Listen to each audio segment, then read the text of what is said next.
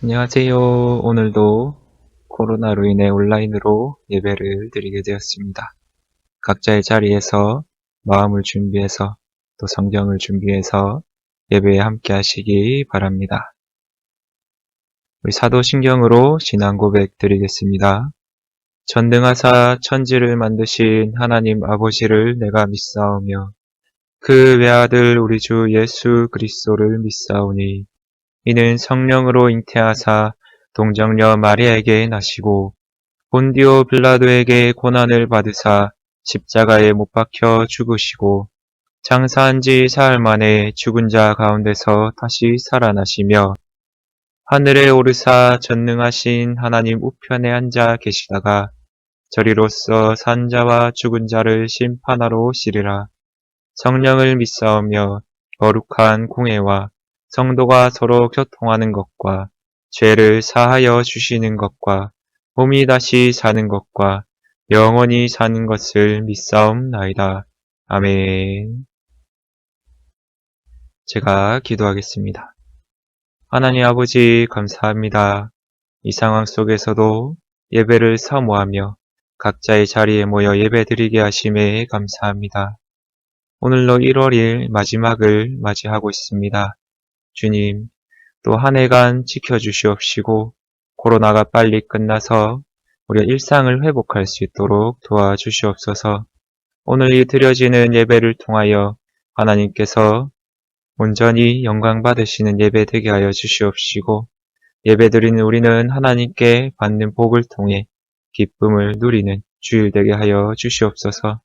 모든 것 감사드리며 살아계신 우리 주 예수 그리스도 이름으로 기도드립니다. 아멘. 함께 말씀 보겠습니다. 누가복음 15장 20절에서 24절 말씀, 그리고 31, 32절 말씀 보겠습니다. 제가 가진 성경으로 신약 121쪽에 있습니다. 누가복음 15장 20절에서 24절, 그리고 31절, 32절 함께 읽겠습니다. 먼저 15장 20에서 24절 읽겠습니다. 이에 일어나서 아버지께로 돌아가니라. 아직도 거리가 먼데 아버지가 그를 보고 측은히 여겨 달려가 목을 안고 입을 맞추니 아들이 이르되 아버지 내가 하늘과 아버지께 죄를 지었사오니 지금부터는 아버지의 아들이라 일컬음을 감당하지 못하겠나이다 하나 아버지는 종들에게 이르되 제일 좋은 옷을 내어다가 입히고 손에 가락지를 끼우고 발에 신을 신기라. 그리고 살찐 송아지를 끌어다가 잡으라. 우리가 먹고 즐기자. 이 내 아들은 죽었다가 다시 살아났으며 내가 잃었다가 다시 얻었노라 하니 그들이 즐거워하더라. 31, 32절입니다. 아버지가 이르되 예 너는 항상 나와 함께 있으니 내 것이 다 내 것이로되 이 내 동생은 죽었다가 살아났으며 내가 잃었다가 얻었기로 우리가 즐거워하고 기뻐하는 것이 마땅하다 하니라. 아멘. 탕자 비유라는 제목으로 우리 함께 여러분은 자녀를 다시 찾는 이야기 하면 어떤 영화가 떠오르십니까? 대표적으로 니모를 찾아서나 나홀로 집에가 있겠죠. 이 두 영화를 보면서 우린 어떤 교훈을 얻을 수 있습니까? 이 교훈을 얻을 수 있습니다. 아빠 말 좀, 부모님 말 좀 들어라 라는 교훈을 생각해 볼 수 있습니다. 오늘 본문의 주인공은 누구일까요? 우린 보통 탕자라고 생각을 합니다. 근데 전체를 잘 살펴보면 주요 인물이 탕자 큰형 그리고 아버지가 나옵니다. 셋 중에 누구에게 초점을 더 맞춰야 할까요? 우리 11절 말씀을 보시면 이 말씀이 있습니다. 같이 읽을게요. 시작. 어떤 사람에게 두 아들이 있는데 바로 이 어떤 사람이 가장 중요한 주인공이라 볼 수 있습니다. 이 전체 비유 이야기는 이런 주제를 가지고 있습니다. 정말 지지리도 말 안 듣는 두 아들을 여전히 품고 사랑하시는 아버지에 대한 비유라 볼 수 있습니다. 곧 하나님의 사랑이 어떠한지, 그리고 그 아들로 살아가는 사람은 어떤지, 그것에 대해서 잘 말해주는 비유라 볼 수 있습니다. 우리 먼저 영상을 보면서 이 비유를 전체적으로 살펴보고 말씀을 계속 이어가도록 하겠습니다. 성경 이야기 탕자의 비유. 이 사람의 이름은 예수예요. 안녕. 예수님은 하나님의 아들이고 이 세상의 구원자예요. 예수님은 사람들에게 하나님의 놀라운 사랑을 알려주고 아픈 사람들도 고쳐주셨어요. 그것뿐만 아니라 폭풍을 잠잠하게도 하셨어요. 뭐 잠잠하라. 죽은 사람도 살리시는 분이셨어요. 어느 날 예수님께서는 사람들에게 사랑에 대해 가르치고 계셨어요. 그곳엔 많은 세리와 죄인들도 함께 듣고 있었어요. 그래서 바리새인과 종교학자들은 이 모습을 싫어했어요. 아니 왜 이런 죄인들이랑 같이 어울리는 거야? 예수님은 그들이 불평하자 여러 이야기로 가르침을 주셨어요. 한 아버지에게 2명의 아들이 있었어요. 막내 아들이 말했어요. 아버지, 제게 물려줄 재산을 미리 좀 받았으면 좋겠어요. 그래. 아버지는 막내 아들에게 재산의 일부를 나누어 주었어요. 예! 아들은 짐을 싸와서는 이렇게 말했어요. 아버지, 저는 이제 독립합니다. 막내 아들은 세상에 나가 방탕하게 돈을 낭비하며 자기 마음대로 살았어요. 하지만 얼마 지나지 않아 물려받은 돈을 모두 탕진했어요. 그 많았던 친구들도 돈이 없어지자 하나둘 떠나가 버렸어요.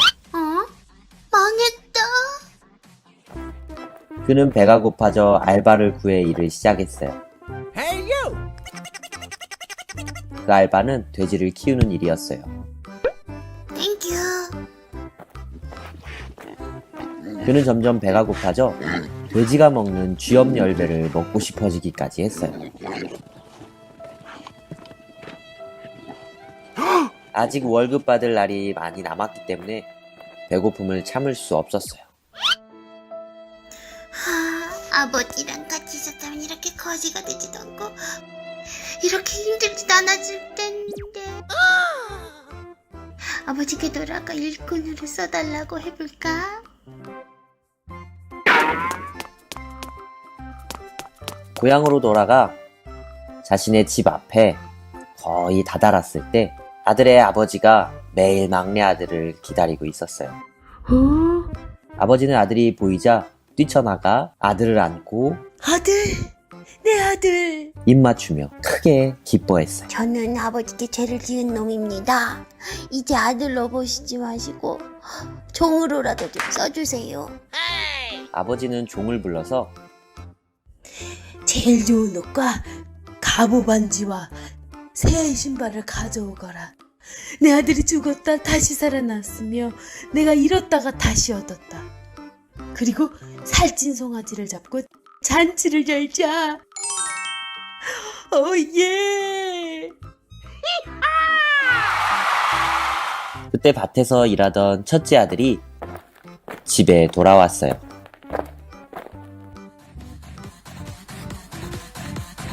뭐지?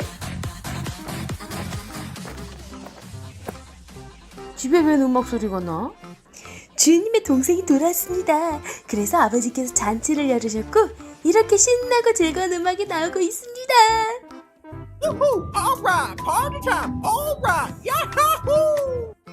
첫째 아들은 화가 나 집에 들어가지 않았어요. 그것을 본 아버지가 나와서 오, 아들! 첫째 아들을 불렀어요. 저는 지금까지 속 한 번 썩이지 않고 열심히 일하지 않았습니까? 저와 제 친구들에게는 이런 잔치를 한 번도 열어주지 않았잖아요. 그런데 아버지의 돈을 놀고 먹는데 다 날리고 나타난 저 막내에게는 이렇게 큰 잔치를 베풀어 주시다니요. 아들아, 내가 모르는 것이 있다. 너는 늘 나와 함께 있으니 내 것이 다 너의 것이다. 그러나 지금은 흥겨운 때이고 마땅히 기뻐할 때이다. 너의 동생이 죽었다 다시 살아났고 잃었다가 다시 찾았다. 우리 그것에 집중하고 함께 축하하자꾸나.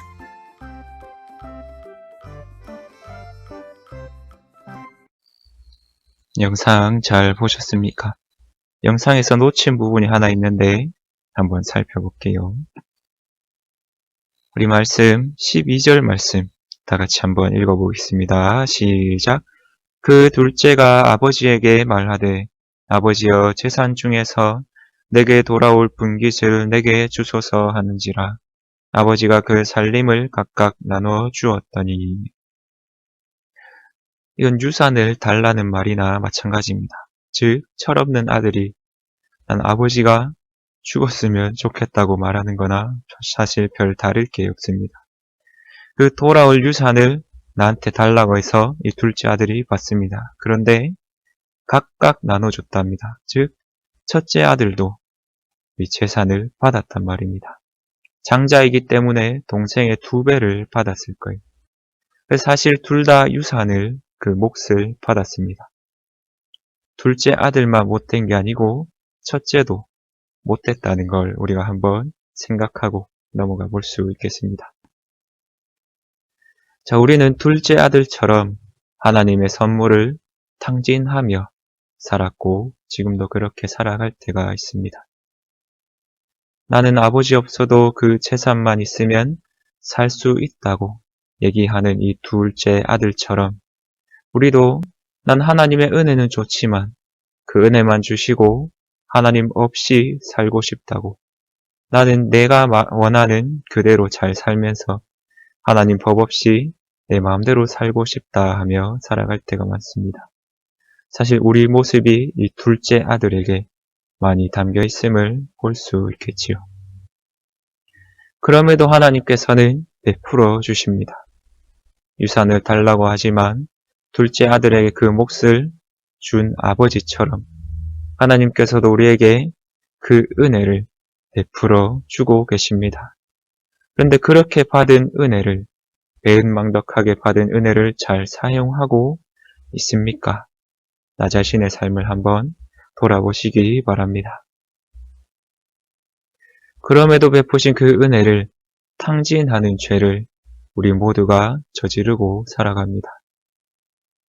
그 죄는 결국 죄의 노예라는 처참한 결과만 낳을 뿐입니다. 사랑과 은혜를 선물로 주셨지만 우리가 먼저 그 사랑을 깨뜨려버리고 주신 은혜를 처참히 썩게 만들고 있습니다. 나를 위한 욕망을 위해 모든 걸 사용하며 죄의 노예로 살아갈 때가 많습니다. 그런데 하나님께서는 이 아버지처럼 회개하고 돌아오는 그 죄인을 아들을 여전히 품습니다. 늘 돌아오기를 바라고 계시고 먼 곳에서부터 이미 그 존재가 형태만 보고도 그게 누군지 알고 아들을 향해 뛰어가 안아주시는 이 아버지가 바로 우리 하나님 아버지이십니다. 그럼에도 또 품으시는 그 은혜를 늘 경험하시고 이 진정한 회개의 은혜를 경험하였다면 다시는 죄를 짓는 그 노예의 길로 하나님의 은혜를 탕진하는 죄의 길로 가지 말고 온전히 아버지 품에 거하는 저와 여러분 되시기 바랍니다. 자, 그럼 첫째 아들은 괜찮은 사람입니까? 앞에서 잠깐 얘기했지만 우린 첫째는 그래도 괜찮다 생각을 합니다. 잘 살펴보세요. 우린 첫째 아들처럼 하나님께 받은 그 은혜를 모르고 살아갑니다. 지금 누리는 은혜, 내가 먼저 믿은 그 은혜를 전혀 모르고 살아갑니다. 제가 이전에 우리 교회는 아니고 예전에 사역하던 교회에서 어떤 권사님이 이런 얘기를 하더라고요. 죽기 직전에 믿는 게 진짜 복이라고. 왜 세상 거 누릴 거 다 누리고 또 천국 가니까 부럽다고 얘기를 하더라고요. 근데 그거는 전혀 은혜를 모르는 사람이 할 말입니다. 진짜 은혜를 안다면 내 평생 일찍이 예수님을 믿은 것, 그것보다 더 큰 은혜가 없다는 걸 알고 예수님 믿는 게 무엇보다 중요하다고 고백하며 살 겁니다. 첫째는 유산도 이미 받았고 아버지 품 안에서 많은 걸 누리며 보호를 받았습니다. 그러나 정작 그 은혜는 모르고 살아갑니다. 이게 교회 안에 속해 있지만 우리가 첫째처럼 살아갈 수 있습니다. 그 말씀을 봅시다. 29절 한번 다 같이 읽을게요. 시작. 아버지께 대답하여 이르되 내가 여러 해 아버지를 섬겨 명을 어김이 없거늘 내게는 염소 새끼라도 주어 나와 내 벗으로 즐기게 하신 일이 없더니 아버지의 살림을 장녀들과 함께 삼켜버린 이 아들이 돌아오매 이를 위하여 살찐 송아지를 잡으셨나이다. 진짜 아버지께서 뭔가 즐기게 하신 게 하나도 없었을까요?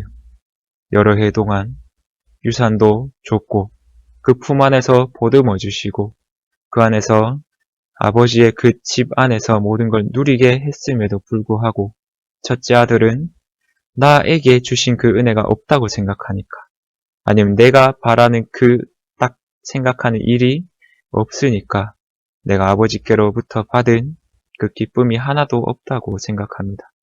즉 나는 아버지를 끝까지 섬겼지만 아버지께로 돌아온 게 하나도 없다고 나는 보답받은 적이 전혀 없다고 생각합니다. 청소년들이 이런 생각을 많이 하지요. 아버지가 어머니가 나한테 해준 게 뭐냐 합니다. 이때까지 키워주고 먹이고 입히고 한 거는 생각 하나도 하지 않고 아기 때 태어났을 때 얼마나 노심초사하며 부모님들이 보살폈는지 그런 은혜는 다 잊어버리고 부모님이 해준 게 뭐가 있냐 합니다. 첫째 아들은 겉으로는 괜찮아 보일 수 있습니다. 겉으로 행동으로는 명을 어기지도 않고 맡긴 일을 잘 했습니다. 하지만 속에서부터 이미 골막하고 있었습니다. 아버지에 대한 원망이 지금 순간 생긴 게 아니라 이미 이전부터 있었다는 걸 볼 수 있겠죠. 또 동생에 대한 원망도 얼마나 큽니까?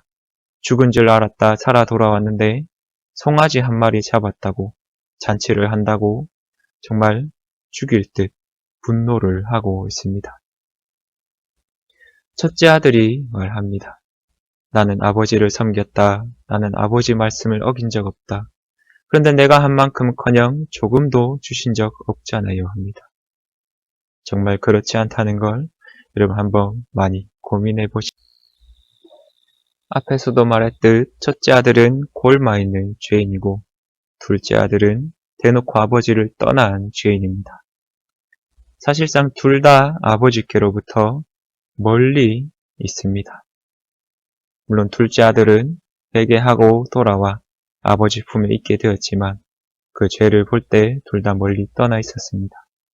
그 첫째 아들이 얼마나 멀리 있었느냐 이걸 보면 아까 말씀드린 대로 아버지께서는 이 죽었다 돌아온 동생이 정말 귀하고 잃었다 얻었기 때문에 즐거워하고 기뻐하는 것이 마땅하다며 잔치를 열었습니다. 그런데 첫째 아들은 둘째 동생이 돌아온 것 자체에 대해서 또 잔치가 벌어지는 것 자체에 대해서 아주 불만이 많습니다. 즉 아버지의 뜻으로부터 그 사랑과 은혜로부터 상당히 멀리 떨어져 있음을 볼 수 있습니다. 그래서 이 두 아들 모두에게 필요한 것은 바로 회개입니다. 둘째는 회개하고 돌아왔지만 정말 필요한 것이 회개였고 첫째 아들에게는 지금 회개가 필요합니다. 오늘 비유는 여기에서 끝납니다. 32절에서 끝나고 첫째 아들이 잔치에 들어갔는지 안 들어갔는지에 대해서는 일부러 말을 하지 않고 계십니다. 그 다음은 비유를 듣는 너희의 선택의 몫이다 하고 남겨놓으십니다. 여러분이 만약 첫째 아들과 같은 상황이라면 잔치의 자리에 들어가시겠습니까? 아니면 끝까지 거부를 하시겠습니까? 이 선택을 통해 여러분의 신앙이 한 걸음 더 자라가기 바랍니다. 오늘 교훈은 아빠 말 좀 들어라 라고 볼 수 있습니다. 근데 선택은 여러분의 몫입니다. 정말 아버지의 아들이라면 그 받은 은혜를 알고 동생도 한 가족이며 그 사랑을 나눠야 될 존재임을 안다면 우린 어떤 선택을 해야 될까요? 여러분은 첫째 아들의 위치에 놓일 수도 있고 둘째 아들의 위치에 놓일 수도 있습니다. 첫째 아들의 위치에서 하나님 뜻대로 하는 행동은 잔치의 기쁨으로 들어가는 겁니다. 둘째 아들의 위치에서는 빠른 시일 내에 회개하고 하나님 품으로 돌아오는 것입니다. 이 비유 말씀을 통해 우리 삶을 돌아보고 많은 고민을 해보시기 바랍니다. 그리고 우리 모두에게 필요한 것이 회개라는 게 느껴진다면, 나에게 이 회개가 필요함이 느껴진다면 주신 은혜를 붙들고 회개의 자리로 아버지의 품으로 돌아오는 여러분 되시기 바랍니다. 그래야 늘 하나님의 말을 들으며 살아가는 우리 청년대부 되시기를 예수님 이름으로 축복합니다. 아멘. 제가 잠시 기도하겠습니다. 하나님 감사합니다. 이 비유를 통해 우리 모습을 돌아봅니다. 둘째 아들처럼 하나님께 복만 구하고 전혀 하나님 뜻대로 살지 않은 적 없는지 우리를 돌아보게 하여 주시옵소서. 첫째 아들처럼 하나님의 말씀을 율법적으로 행동으로는 지키지만 그 속에서 마음으로부터 하나님의 뜻을 따랐는지 고민해보게 하여 주시옵소서. 그리고 어떠한 죄인이 회개하고 교회의 품으로 돌아왔을 때 그 사람을 정죄하거나 미워하거나 오지 않았으면 좋겠다 한 적 없는지 우리 자신의 그 내면 깊숙한 곳을 살펴보게 하여 주시옵소서. 그리하여 우리의 모든 상태를 말씀 앞에 놓고 그 말씀 앞에서 우리를 돌아보며 회개의 자리로 나아갈 수 있도록 도우시고 온전히 하나님 뜻대로 아버지의 말씀을 깊이 새기며 살아가는 우리가 되게 하여 주시옵소서. 모든 것 감사드리며 살아계신 우리 주 예수 그리스도 이름으로 기도드립니다. 아멘. 네, 헌금은 모아두셨다가 매집 시작될 때 드리시면 되겠습니다. 함께 주기도문 하심으로 예배 마치겠습니다. 하늘에 계신 우리 아버지여, 이름이 거룩히 여김을 받으시오며 나라가 임하시오며 뜻이 하늘에서 이루어진 것 같이 땅에서도 이루어지이다. 오늘 우리에게 일용할 양식을 주시옵고 우리가 우리에게 죄 지은 자를 사하여 준 것 같이 우리 죄를 사하여 주시옵고 우리를 시험에 들게 하지 마시옵고 다만 악에서 구하시옵소서. 나라와 권세와 영광이 아버지께 영원히 있사옵나이다. 아멘. 오늘도 생각하고 적용하기 함께 해보겠습니다. 함께 읽을게요. 시작. 우리는 하나님이 다른 이들에게 베푸시는 은혜에 분개할 것이 아니라 회개하고 돌이키는 죄인을 반겨주시는 하나님 아버지를 송축해야 합니다. 첫 번째 질문입니다. 본문의 비유가 나에게 어떤 도움을 주는지 한번 살펴보시고 내 삶과 내 마음과 비교해보고 어떤 도움을 얻었는지 한번 적어보시기 바랍니다. 자, 두 번째는 회개하고 돌아오는 자들을 교회 공동체는 어떻게 대해야 할지 한번 생각해 보세요. 그 돌아오는 사람들이 괜찮은 사람이면 몰라도 범죄를 저질렀거나 어떤 안 좋은 일을 통해서 아니면 극심한 고난 가운데 나갔다가 돌아온 경우 있을 겁니다.